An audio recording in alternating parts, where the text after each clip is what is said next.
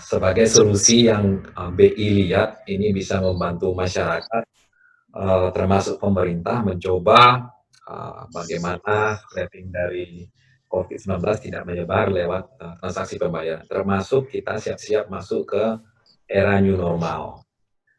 Ada Semoga ada 4 bagian yang akan saya share nanti. Yang pertama saya mulai dulu dari latar belakang. Jadi Bapak Ibu, menyadari untuk ini memang diminta dimanapun baik pemerintah pusat dan daerah dimanapun berada kita untuk physical distancing, mencoba menggunakan kontak termasuk dalam bertransaksi. Nah untuk itu BI memang mendorong penggunaan secara contactless. Kami pikir ini cepat, mudah, murah, aman, dan handal. Inilah konsep yang kita bikin untuk memberikan kanal dan cara pembayaran yang sesuai dengan kondisi sekarang. Ini juga sebagai persiapan, banyakkan daerah sudah mulai mengurangi atau tidak lagi melakukan pembatasan atau PSBB, tapi tetap pakai cautious protokol COVID dalam berinteraksi termasuk di pembayaran. Nah, model contactless ini juga WHO sebetulnya. Kalau bisa bertransaksi sehari-hari, kebutuhan basic, pada saat lockdown atau PSBB itu contactless. Karena hasil hasil riset pun virus kalau di banknot juga relatif lama untuk penyebarannya. Nah, kita lihat balik ke masyarakat kita, terutama di pelaku UKM, sektor informal. Itu rata-rata transaksi pembayaran dilakukan umumnya adalah tunai.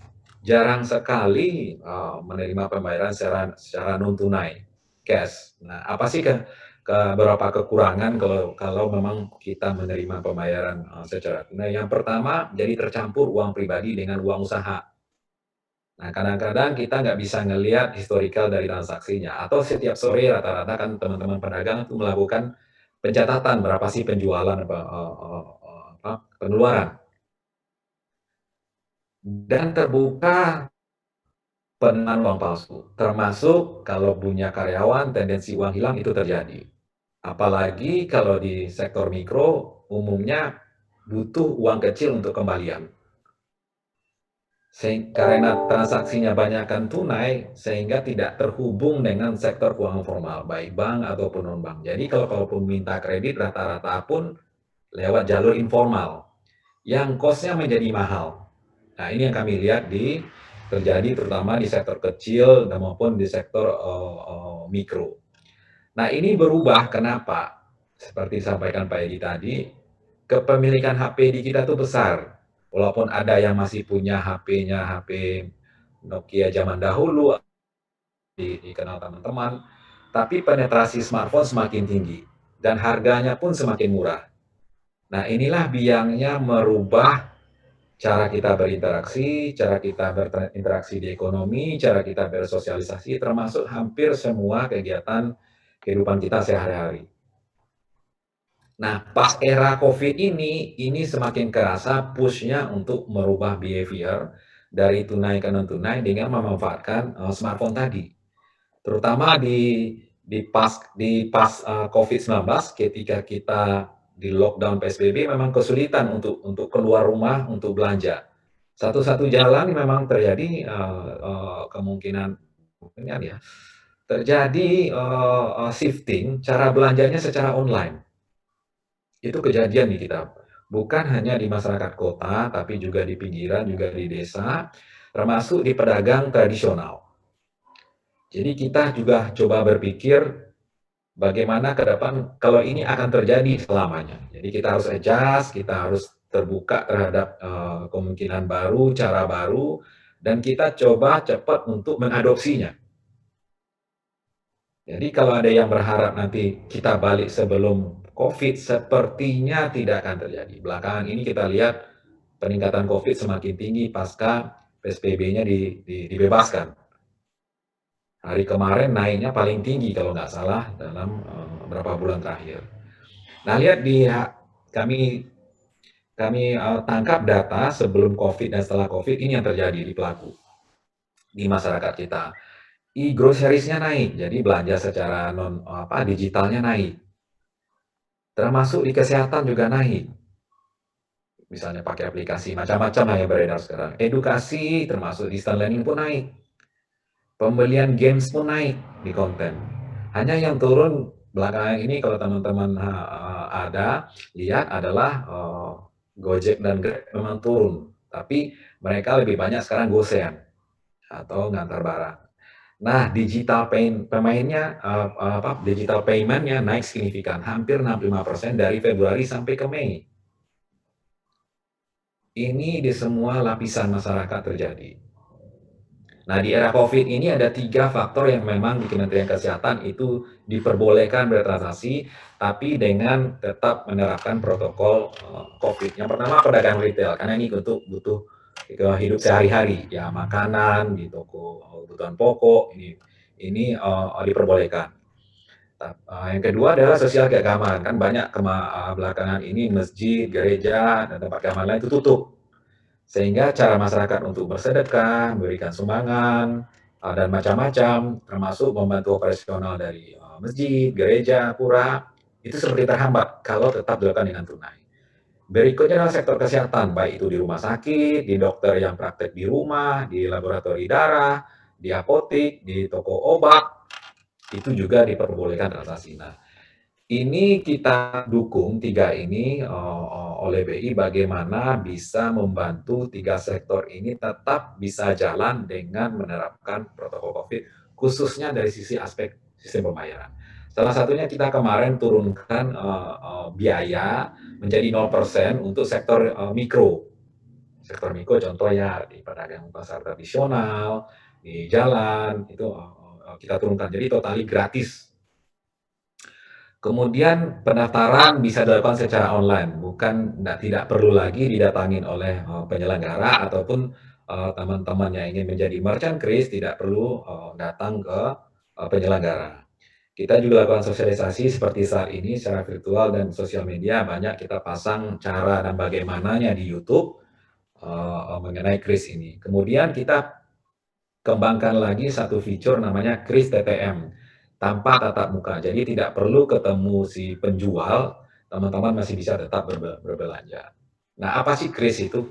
Jadi kita tuh ngelihat ini menjadi shifting cara belanja, mau pakai kartu, mau pakai uang kertas, pindah ke mobile menggunakan kris. Karena memang ini media saat ini yang cukup paling tepat di sektor retail, di sektor informal, sesuai dengan protokol kris dan dianjurkan oleh WHO. Baik belanja secara online maupun secara offline.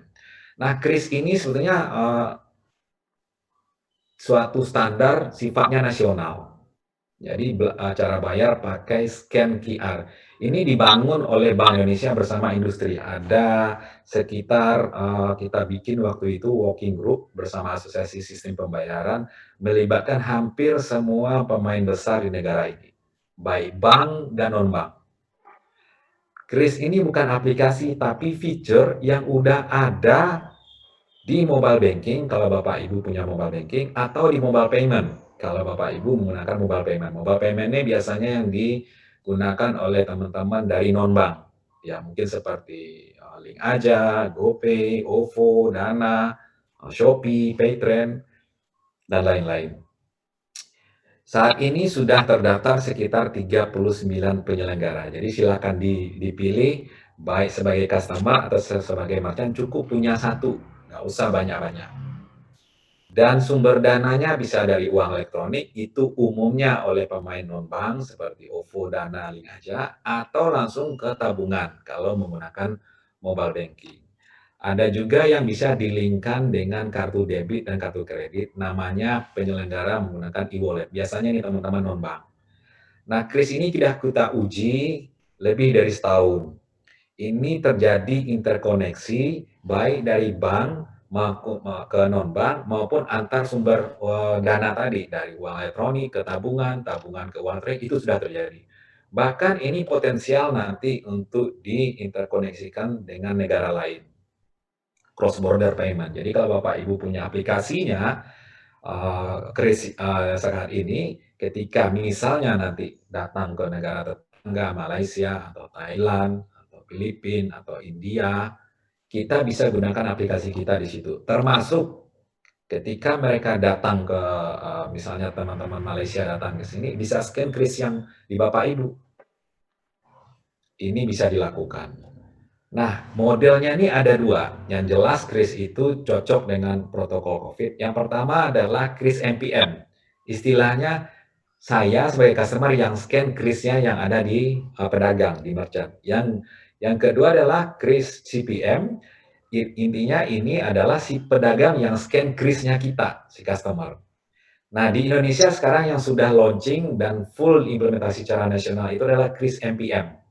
Saya customer yang scan krisnya di pedagang. Nah, perluasan kris MPM ini adalah kris TTM.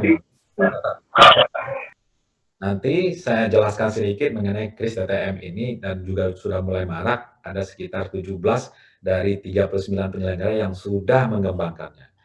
Nah, kris yang MPM tadi, saya scan krisnya pedagang, itu tinggal lihat ada stiker kris seperti yang kotak nama akrilik ini, itu tinggal scan di situ. Atau yang pedagangnya mobile, itu bisa bikin sebagai loop.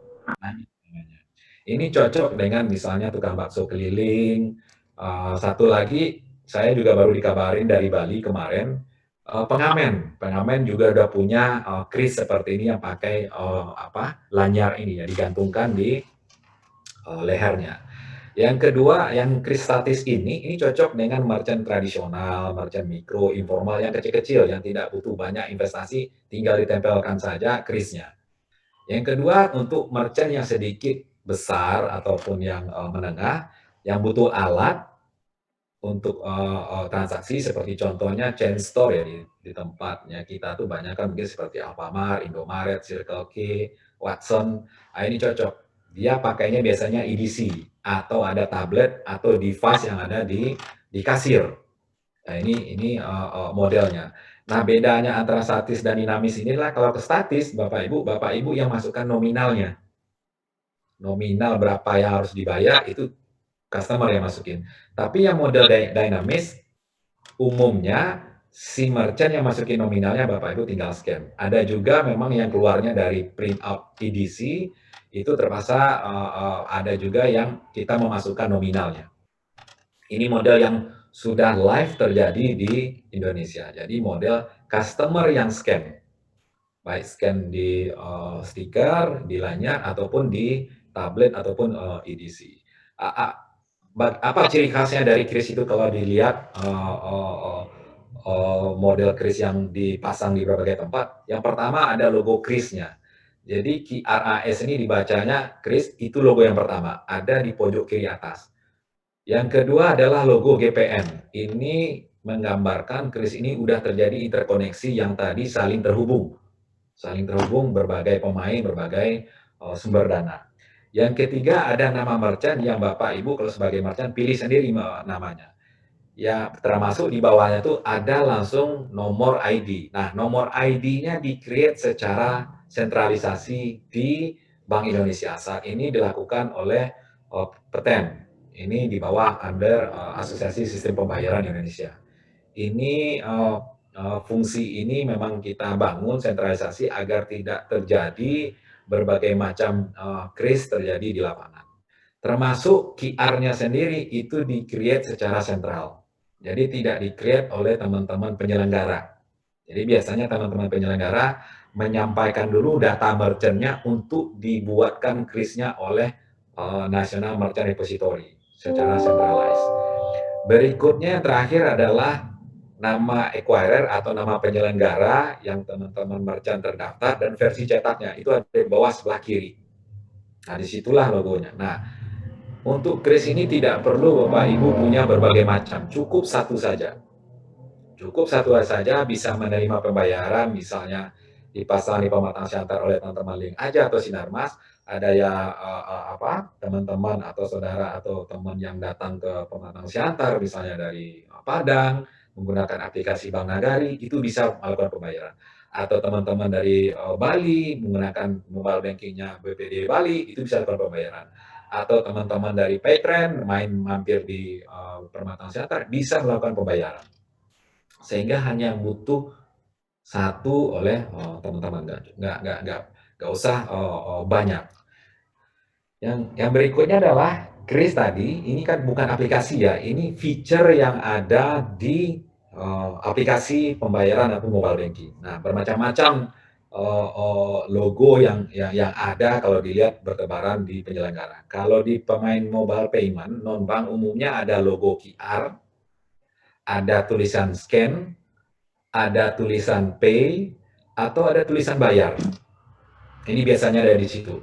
Tinggal diklik, itu muncul kayak seperti kamera untuk menyorot ke QR untuk di-scan. Kalau mobile banking rata-rata teman-teman tuh nulis tulisan kris atau logonya QR atau logonya scan. Tinggal lihat. Ini yang sebagai tanda di penyelenggara itu di mana sih fungsi QR, fungsi scan-nya. Nah, cara umumnya kalau sebagai customer adalah memang buka aplikasi, rata-rata teman-teman itu membuat model, kita buka menggunakan PIN duluan. Nah, itu salah satu bentuk keamanannya. Jadi buka aplikasi, terus pilih logonya tadi, misalnya apakah scan, apakah bayar, apakah pay, tinggal diklik. Langsung keluar seperti kamera, itu tinggal kita sorot ke krisnya yang ada di pedagang. Cek ketika di-scan itu langsung pop up muncul nama toko dan masukkan nominal. Nah, teman-teman lihat dulu nama tokonya persis nggak yang muncul di kamera dengan di stiker krisnya yang ada di pedagang. Tinggal masukkan nomor nominalnya dan biasanya masukin PIN. Atau ada yang berkembang baru pakai face recognition, jadi nggak perlu ketik PIN lagi. Setelah itu baru muncul notifikasi transaksinya berhasil atau tidak. Nah, biasakan juga melihatkan ke si pedagang, ini loh udah berhasil.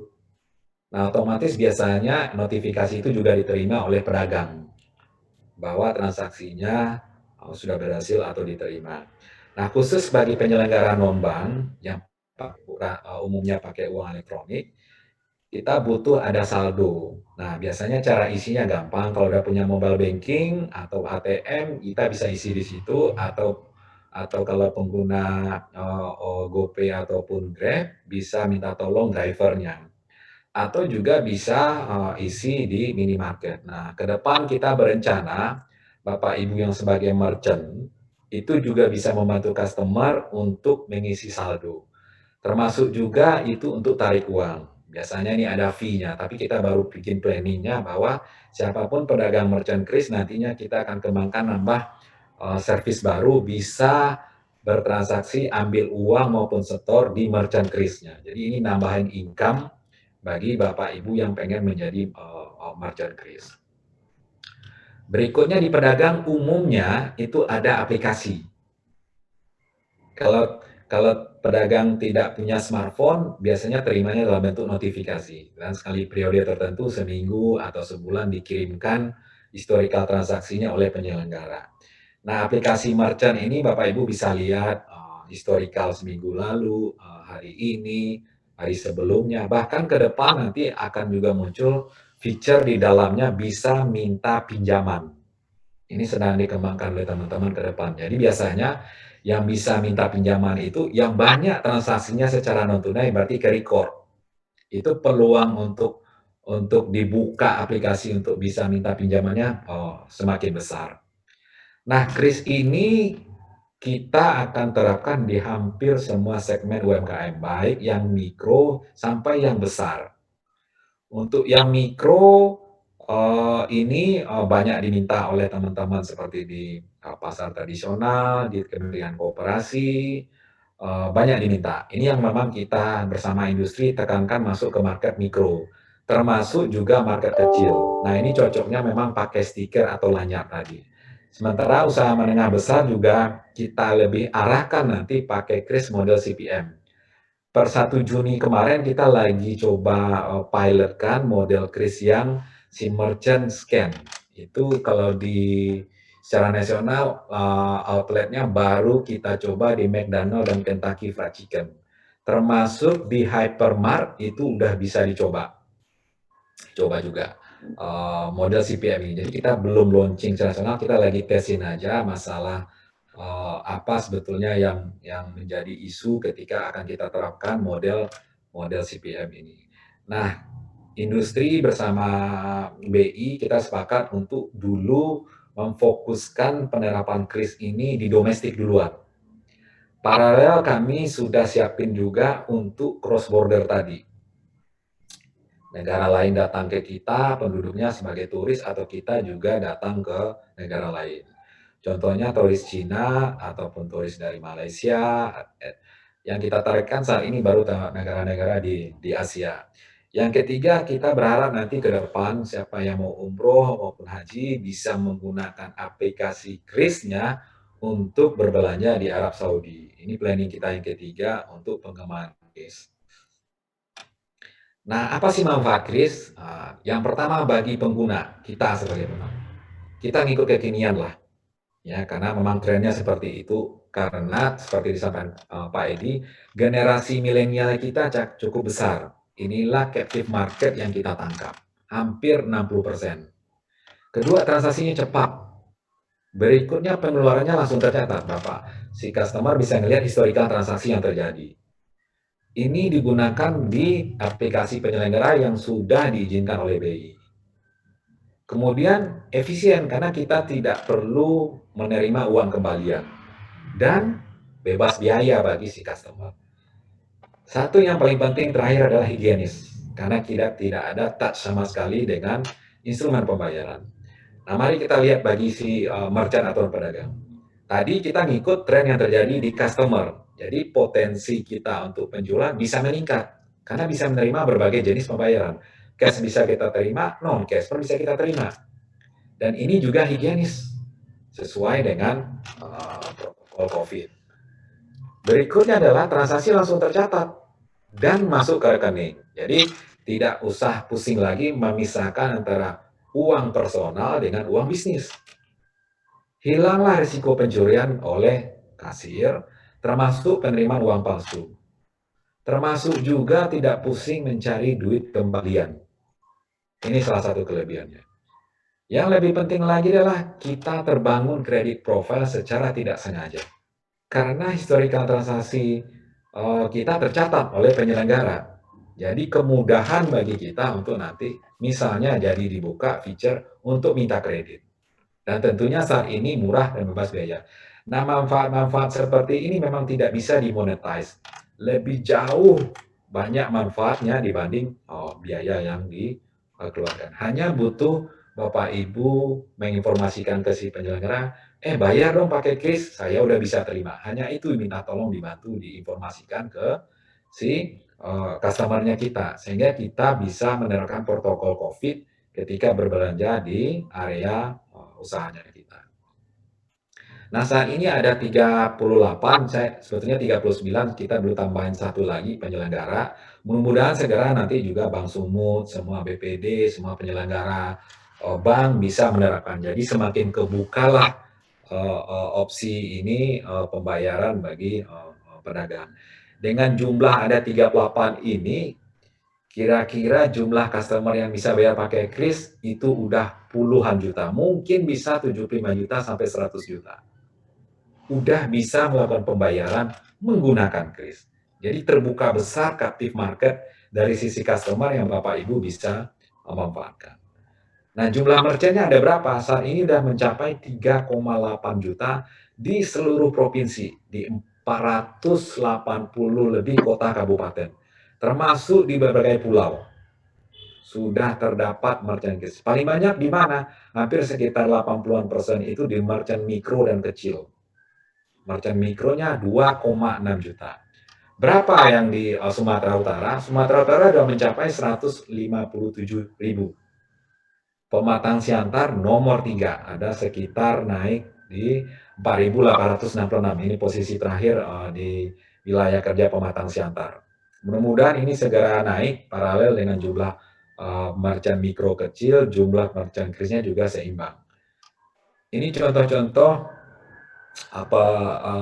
pedagang yang menggunakan kris, ini di pedagang sayur, bisa menerima pakai kris, ditutup pakai plastik biar tidak kena hujan, dijaga, krisnya. Ini juga contoh di, pedagang kecil lainnya, ada penjual cilor, gerobak jalan, tukang jamu, tukang penjual kopi keliling, tukang sate, termasuk vending machine juga bisa kita, menggunakan kris untuk, membelinya. Di sektor kesehatan pun sudah banyak menggunakan kris, baik di, apotik, termasuk RSUD Pringadi juga, menggunakan kris. Ini, bulan Mei sudah mencapai hampir sekitar 50.000. Sektor kesehatan juga menerapkan, pembayaran menggunakan, kris. Berikutnya juga belanja online juga banyak, sudah mulai memasang kris untuk cara pembayaran. Nah, 2 hari lalu saya di-share oleh teman-teman BI Medan. Medan sudah punya juga aplikasi belanja online, bisa menerima pembayaran menggunakan kris, kalau nggak salah namanya Homemade. Mungkin nanti akan segera di-launching dan digunakan di berbagai, daerah di Provinsi Sumatera Utara. Termasuk di sektor keagamaan. Gereja sudah banyak menerapkan, kris untuk menerima persembahan, pura juga di Bali rata-rata juga sudah mulai menerima, donasi menggunakan kris, zakat juga, masjid juga, termasuk Masjid Istiqlal di Jakarta sudah menerapkan penerimaan sedekah zakat dan wakaf menggunakan, kris. Juga PMI juga sudah bisa, menerima pembayaran menggunakan kris. Jadi kalau Bapak Ibu sekarang punya aplikasi, silakan scan ini bisa langsung live memberikan donasi ke PMI dengan aplikasi yang ada di Bapak Ibu, baik mobile payment maupun mobile banking. Yang terakhir adalah di konser musik. Kemarin kalau Bapak Ibu ikut, ada di RCTI, ada di TV One, live konser musik gratis untuk donasi, sudah juga mulai menggunakan kris untuk menerima donasi. Jadi ini share saya singkat mengenai kris, nanti teman-teman Link Aja dan Sinarmas bisa share bagaimana cara menjadi merchant kris. Ya, Bapak Ibu sebenarnya nggak perlu download kalau pengen menjadi merchant, silakan tanya ke teman-teman Link Aja dan Sinarmas nanti bagaimana caranya. Yang kedua bagi teman-teman, sebagai customer kalau yang belum silakan download, biasanya tinggal download aplikasinya. Silakan pilih dari 39 tadi, mana yang diinginkan, langsung bisa digunakan sepanjang sepanjang sudah punya tabungan. Saya tutup, eta pakai kris. Demikian sharing saya pagi ini, teman-teman. Assalamualaikum warahmatullahi wabarakatuh. Waalaikumsalam.